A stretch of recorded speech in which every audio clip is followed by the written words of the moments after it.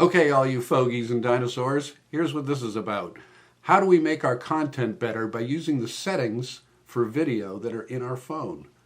Let's find out.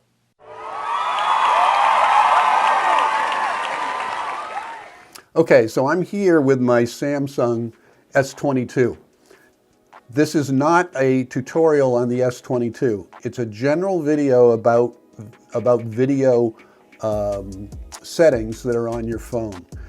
I'm going to be using this phone, and it's a good phone to use. Here's why. It's not the latest. We're not going to see the latest and greatest whiz-bang toys that are on the newest phones, on the brand new 2024 models. And it's not going to be 7, 8 years old and be kind of decrepit, all right? This is basically kind of what most of us are carrying around. It's a real world model. And it's a great phone, and it's a great camera. So, there's a ton of great cameras out there now. So you probably have one of them and you just don't even know it. So now I'm on my home screen, and I'm gonna go down here, hit the camera icon, and it's usually gonna come up automatically as a photo option. That's gonna be its default position.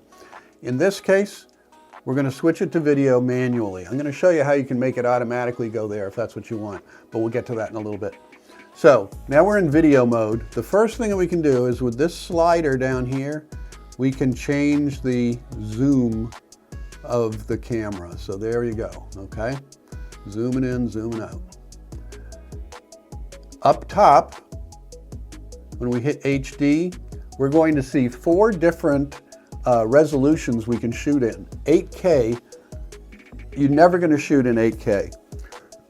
8K would be amazing on a giant TV screen to get great resolution on a picture that size. We're watching this stuff on phones, maybe a tablet.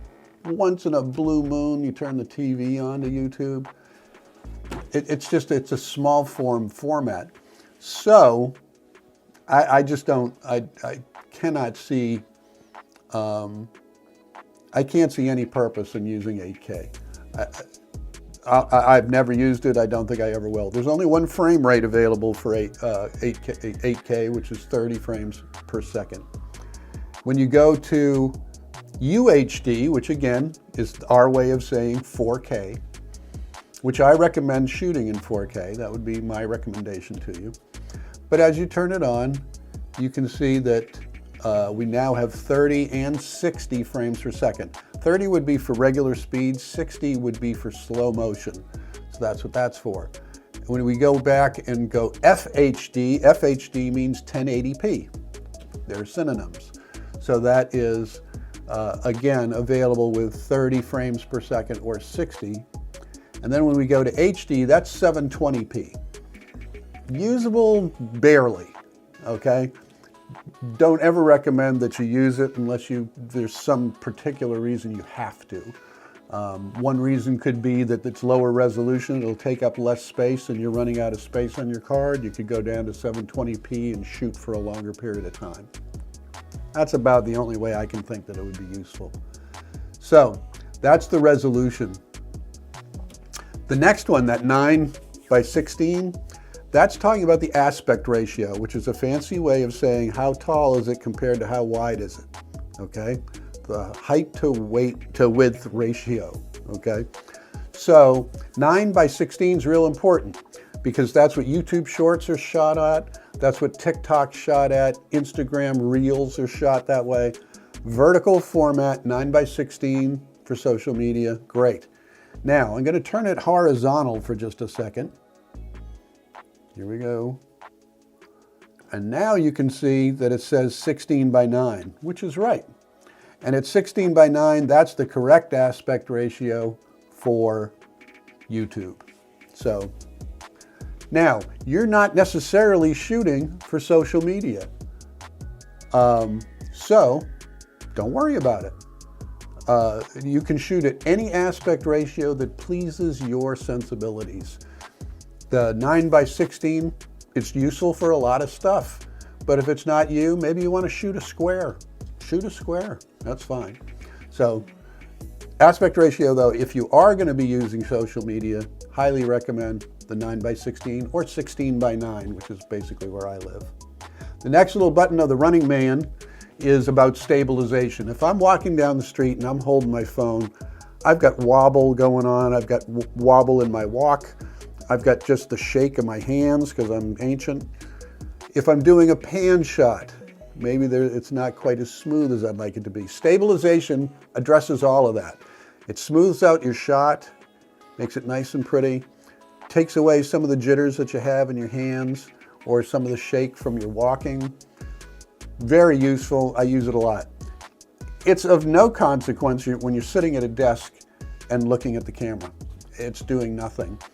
But when you're out in the field, your vlogs and that sort of thing, really, really helpful. You're going to want to use it.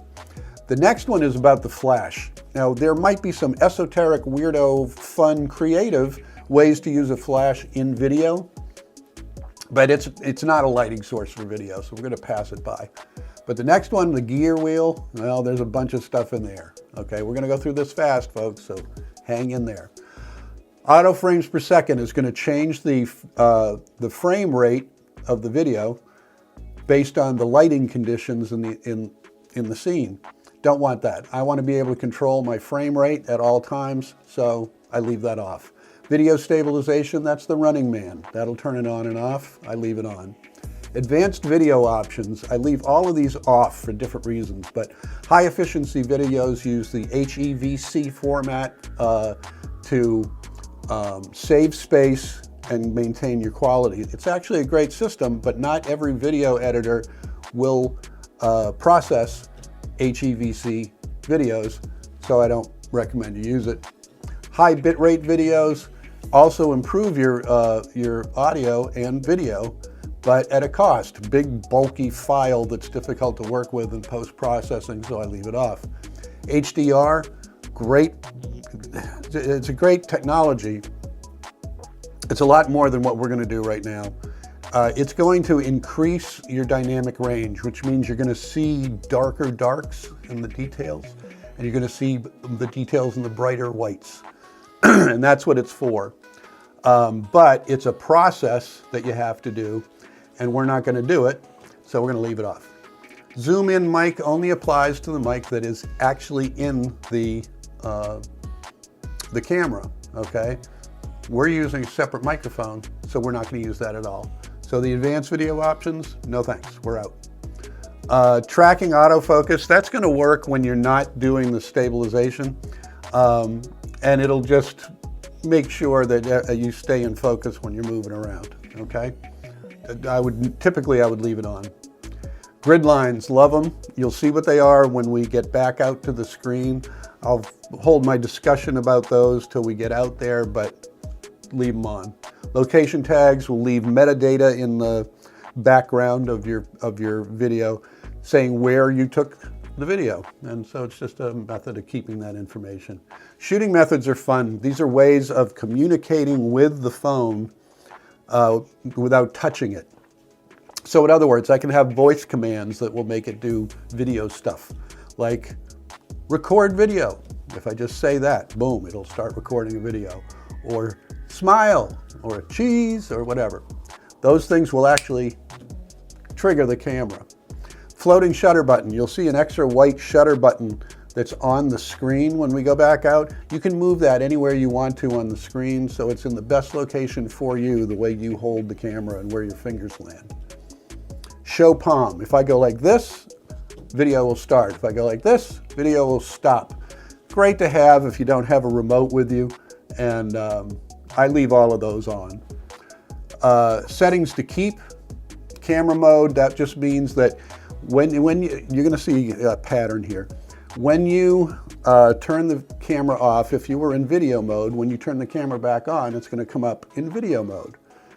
Remember we were talking, it was going to default into photo mode? Well, this is how you can have it default into however you shut it down. So if you do one thing more than anything else, like me doing videos, then that can be very helpful and I have it on. Selfie angle. The camera has the capacity of zooming in or zooming out depending on how many people are in the picture, and that's going to keep the angle that you were last in when you turned the camera off. High picture resolutions, we're going to bypass that. It's about photography. We're not dealing with that today. Filters, I don't do filters in the camera. I do filters or any kind of playing around like that in post-processing so that the footage itself is pristine. If I want to do something else with it later, I can because it hasn't been messed with filters. So I leave those off. Super steady, once again, the stabilization, the running man. If it was on when you turn the camera off, it'll be on when you turn the camera back on. That's all it is.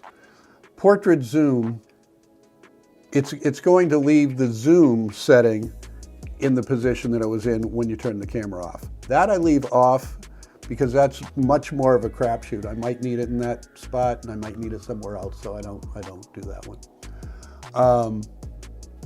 Shutter sound. You know the sound that a camera makes when you take a picture? You can turn it off. So if you were at a golf tournament, guys, Tiger steps up to the first tee to take his first shot, and you decide you want to take some great pictures of that. So you set up, you take your pictures, and I promise you, if Tiger hears, he ain't gonna be happy. So you are able to shoot in silent mode. So you just turn the shutter sound off and you can take as many pictures as you want and nobody will know. That can be a really useful feature sometimes, so remember it's back there. Vibration feedback is just the phone telling you that something's happening by buzzing. And I always leave that on as well. So those are the settings that you're going to deal with. Now we're back onto the screen and you can see those grid lines. There's 1, 2, 3, 4 lines. They intersect in 4 different places and it makes 9 different sections to the screen. You follow all that? It's hard to see on the screen with the background that I have, but it's there. If you want, this is so helpful in terms of composition. Your subject, if you put them on one of the lines, that can be helpful. If you go to where the lines intersect, that can be really powerful. But these will really be helpful in terms of composition. Dead center in the middle, you'll see that yellow line. And what that is, that's the horizon line, the horizontal horizon line. It tells you that the camera is accurately positioned with the horizon. That can be really, really helpful because when pictures are off a little bit, it's just annoying. It'll drive you crazy. And that little line will let you know that you've gone astray. So that line is very useful. Not all grid setups have that line. I hope yours does because I find that to be a very, very helpful little feature. That's how you control video on a phone. This was super fast. There are separate videos within that video.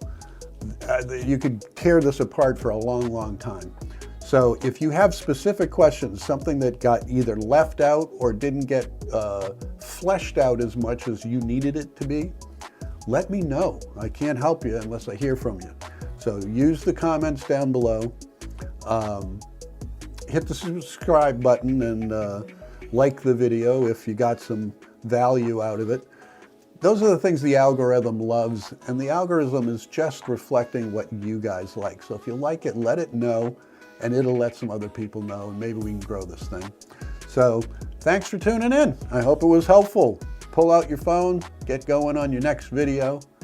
And until I see you the next time, I'll see you.